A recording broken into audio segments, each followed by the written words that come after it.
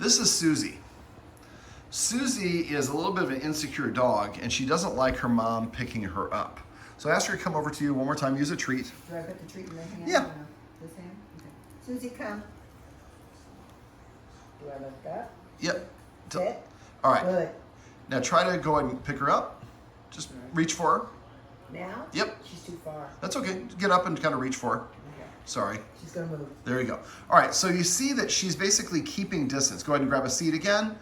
Invite her to come over and ask her to sit with a treat, and you're gonna watch, and when she asks for a sit, you're gonna see her take a step backwards. Sit. Hold it up and say sit. Sit. See, one step backwards. Good girl. And that another, she took it and got up immediately and stepped away. Now I noticed when the guardian tried to put the harness on Suzy that Suzy got up and she ran over here under the table over here. That's her sanctuary. That's her kind of sanctuary. So basically what I'm surmising is that Suzy does, to get the harness on, because it's got two holes, her mom picks her up and holds her and then kind of puts her legs down into the two holes. I'm surmising that Suzy does not like being picked up, and because of that, she's keeping a little bit of a distance from her mom there, even though she loves her, so that little step away. So I'm going to work on a little exercise in the next video, and we'll see if we can help Suzy feel a little bit more comfortable at people reaching for her. Right, Suzy? Okay, so now I've adjusted. What I'm going to do is I'm going to show you how you can get her to feel comfortable being picked up. Now, I have a big chunk of treat here. When you use a treat, you want to use the smallest treat and the lowest value you can get away with. This is salmon. She has a problem with chicken. So what I'm going to do is I'm going to hold this piece here to her lips. While she's trying to chew it, I'm going to move my hand partially towards her and pull back. Now you saw that she took a half step away. That's what we call a cutoff signal. So that's her way of saying, I feel uncomfortable. So there's two versions of this exercise. The first version is what I'm showing you here, which is the training wheels version. She's nibbling on the treat. I want her to see my hand reaching, and then I pull it back and she gets the treat. That time she got a little distracted, so I'll have less of a reach. And then she gets the treat.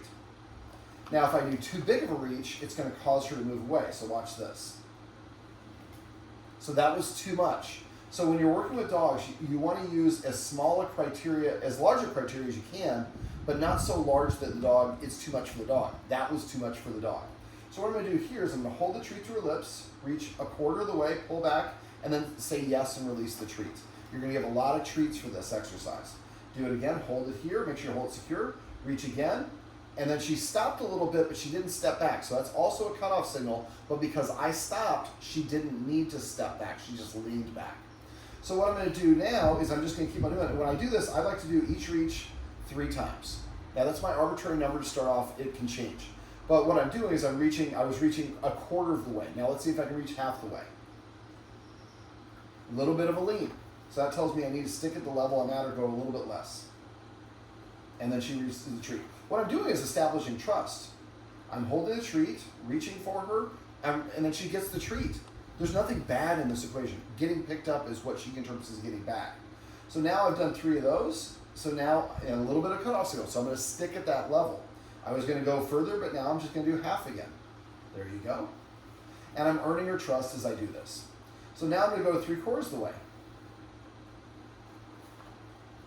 Now this is a very methodical process, so you might have several of them where you just reach 3/4 of the way and you don't even make contact at first. That's okay. Proving to the dog that I'm not always going to finish the project is an important part. That time she stepped forward instead of back when the treat came, when the hand came, excuse me. So now I'm going to see if I can come really close and just touch, and then I release the treat. Now I'm doing this, I want her to see it, and that time I didn't hold the treat very well. She snagged it and ran away. So I'm holding it a little tighter, reach in, and touch, and then she gets the treat. Now she's backing away. In this video, I would like to go through the whole process, but sometimes that's not reasonable. Sometimes I can, most of the time I can achieve it, this time I might not be able to. So I'm reaching around. So I'm going to try a couple more times, but I might just pantomime and describe what this is because we might not be able to achieve it at once, which is more realistic. Now I don't want to just touch her neck, I want to reach around over to her side. So I'm now going to use a wider reach. So wider reach, release the treat. And eventually you're going to get closer and closer to her where you can put your hand under her belly. Let's try that again. And you see that leans? All these reaches are something that she wants to move away from. So if I just keep on hammering away and I give her the treat after she steps away each time, I'm telling her stepping away is okay and I'll get you a treat. Now, stepping away is okay, but it's not the goal of what we're trying to achieve here. What we want her to do is stay in place. So I want to do a small enough of a reach that I can where she doesn't move away. And then do that a couple times, and then I ask for a little bit more criteria. So do the same thing. And I want to work up to the point where maybe it's at first it's a quarter of the way, then halfway, then 3/4 of the way. And eventually you're touching her side. Eventually you're putting your hand underneath, and you're lifting her up just a 1/2 inch. So let me see if I can get her a little closer, and I'll kind of pantomime that. There we go. And you see that lean that she's doing? She wants to move away. And so I asked the guardian off camera, has she snatched her? Because doing that snatch, sometimes we feel like we have to do it. The guardian says she doesn't do that, but the standing offishness is coming from something. And so this is a great way to repair this. I'm old, I can't sit on my knees for too long. I can't sit down there at all. So also I might do it with the other hand. Go this way. That was too much. So here, just a little bit of a reach. I released it too soon. A little bit of reach and pull back. And that twitchy jumpiness is her way of saying she's uncomfortable. So eventually you want to get to the point where if this is the dog, this is her head, I'm putting my hand underneath and lifting her up, just on her tippy toes, lower it, and then releasing that treat in her mouth. I want to get to the point where I can hold that treat at her lips, pick her up completely off the ground, then I'm going to give her the treat, and then I'm going to put her back down. How do I do that when I can't lift her but with 2 hands? Strong enough. So can you grab her harness and pull with the harness? You don't have that strength either? Okay. Well, now I'm doing this as a way, now this is a temper tantrum. This is I want more treats. Also, I shifted a little bit because she's not a big fan of strangers. So this one, I was going forth, I kind of was not being mindful. I went through this exercise with my ex-girlfriend, Chili's, her dog,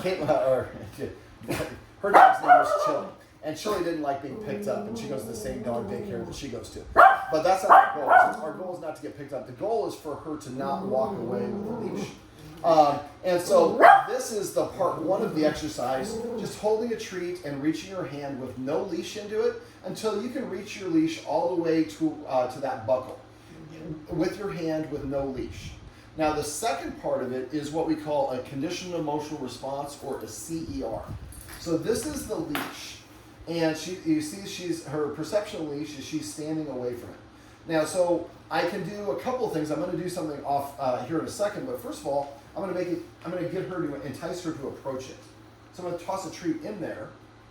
She's got to use her nose to find it. What I want her to do is voluntarily approach the thing that she doesn't like. In this case, the leash. And so the first couple times I do it, I just drop a couple of treats in there. Now, at first you want to make it pretty easy like that, but eventually make it a little bit harder, or she's got to really kind of come forward.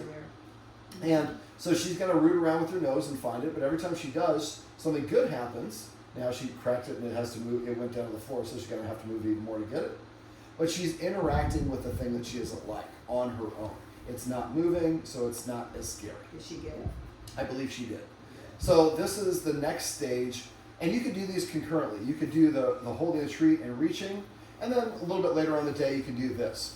Because I tell you what I do now. Before you do that, real quick, I want to do this video, so you have a video. I don't want to make a video in 20 minutes. We'll talk about this after you get done. Yeah. After you get done. All right. So the next step, what I'm going to do, and this one you might do. You might need to get get her up on the dog bed or on your actual bed or somewhere where you can. You have some limitation issues. Yes. So put her on the bed. So when you're doing this, this is called a conditional emotional response, or a CER. And basically, what I'm going to do is I'm going to give her a whole lot of treats. And for interacting with this, and eventually we'll see if I can reach the leash towards her. So the first part of this is, and this is something, this part that I'm about to show you here, you shouldn't do until you can reach all the way around and touch her while you're holding the leash and she's comfortable with you doing it without trying to move away. Okay. So once you've achieved that, what I'm going to do is I have the treats, and this is chicken. You can't have that one. It's really liver, but it might have a tiny bit of chicken in it. We don't want you to have it. So I'm going to gather up the leash in one hand, put it behind my back. I have a handful of treats in this hand behind my back as well. All I want her to do is look at it. So I pull it out, she looks at it, I say yes, and she gets a treat. And she did step away, so that's her indication she's uncomfortable. So I'm not going to push it so far this time. Yes. All I want her to do at this stage is just look at it. And each time I do this, I get the treat up in my finger like this so I can deliver it with good dexterity. Yes. Now, after doing this a couple times, I'm going to wait for her to move towards it. Yes. But as soon as she looks at it, I say yes to mark, that's what I want, and then it goes away. Now I'm asking for a little bit more criteria.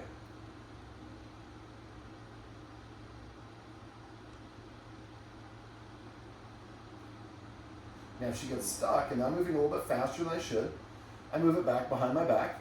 There's no reward, there's no marking. This gives her more motivation. What did I not do to not get the treat?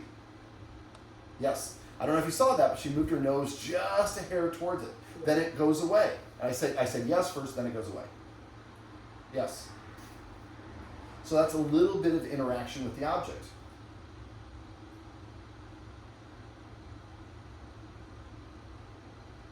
And patience is a virtue.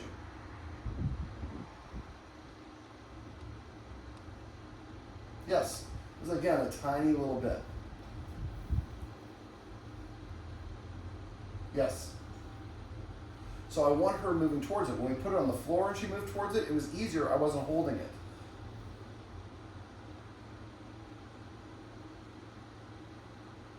Yes. See, that patience is really, really important. Most people give up. They would have pulled it away.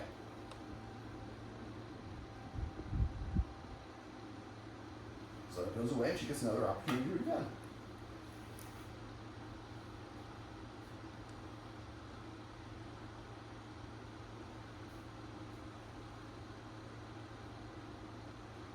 Now I'm doing this very fast. I could go a little bit further and have her just go back to looking at it, but I really want to see if we can make a little bit more, yes, a little bit more progress.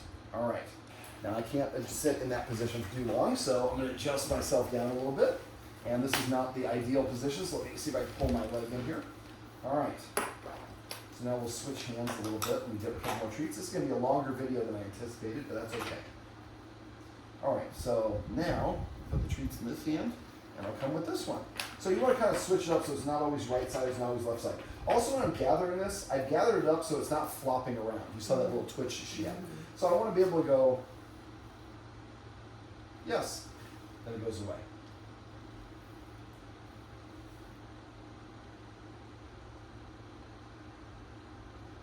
All that head movement is, I got to figure out what I got to do to get the treat.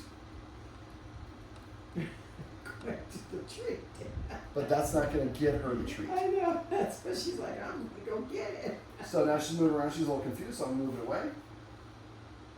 Yes. Now I'm going back to just a little bit of motion because, again, this is a strong response from her.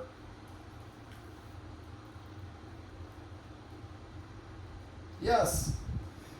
Now, since she's having difficulty with this, next time she does, I'm going to give her a stronger treat. A bigger treat, maybe is a better way to put it. The key for this exercise is we're not forcing her to do it. We're just creating a scenario where she does what we want. Something good happens. If she doesn't want to do it, that's totally fine. Nothing happens.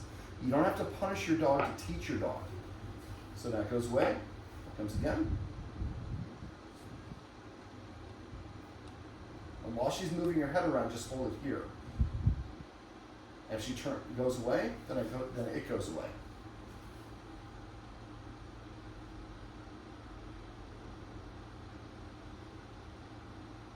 This is a pretty strong aversion to it. Usually dogs are moving a lot faster than this. There we go. So moving it away. I'll give her a little bit of a break. We can even do this. We can put a couple down here and kind of have her go get them again.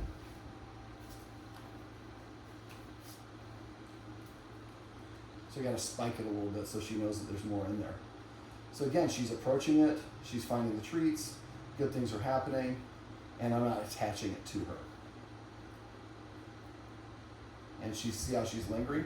If you see her back legs are a little bit out behind her, that's an indication she's not fully comfortable. She's leaning in but ready to run away. So when you're doing this, you'd like to see her legs directly underneath her like her front legs are there. Now let's try this again. Oh, there's a little piece I forgot.